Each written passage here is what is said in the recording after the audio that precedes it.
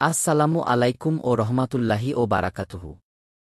সবাইকে স্বাগতম আমার চ্যানেল ইসলামের কাহিনীমে। আশা করি সবাই ভালো আছেন।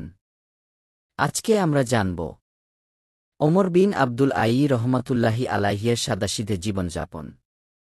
তো চলুন শুরু করা যাক। খলিফা ওমর বিন আব্দুল আইয়ি রহমাতুল্লাহি আলাইহি ২.৫ বছর খেলাফতে থাকার পর মাত্র ৩৯ বছর বয়সে শত্রুদের বিষ প্রযোগে শাহাদত বরণ করেন। তার বিরুদ্ধে অভিযোগ করা হল যে তিনি ২টি বদ্ধ ঘরে সোনাদানা ভর্তি করে রেখে গিয়েছেন, যার সবই রাষ্ট্রীয় বায়তুল মাল থেকে তিনি আত্মসাৎ করেছেন। পরবর্তী খলিফা ইয়াইদ বিন আব্দুল মালেক অভিযোগকারীকে সাথে নিয়ে ওমরের বাড়িতে গিয়ে উক্ত কক্ষ দুটি খুললেন। দেখা গেল সেখানে আছে কেবল একটি চামড়ার চেয়ার, একটি পিতলের বদনা, ৪টি পানির কলসি।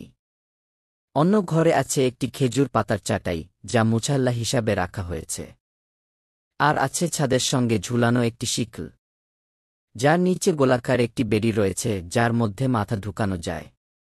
ইবাদতে রাত কাটানোর সময় কাহিল হয়ে পড়লে বা ঝিমুনি আসলে এটা তিনি মাথায় ঢুকিয়ে দিতেন, যাতে ঘুমিয়ে না পড়েন। সেখানে একটি সিন্দুক পেলেন, যার মধ্যে একটি টুকরি পেলেন, যাতে ছিল একটি জামা ও একটি ছোট পাজামা।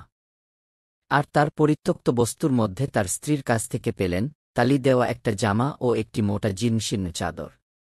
এ অবস্থা দেখে খলিফা কেঁদে ফেললেন এবং অভিযোগকারী ভাতিজা ওমর ইবনে ওয়ালিদ ইবনে আব্দুল মালেক লজ্জিত হয়ে বললেন, আস্তাগফিরুল্লাহ, আমি কেবল লোকমুখে শুনেই অভিযোগ করেছিলাম।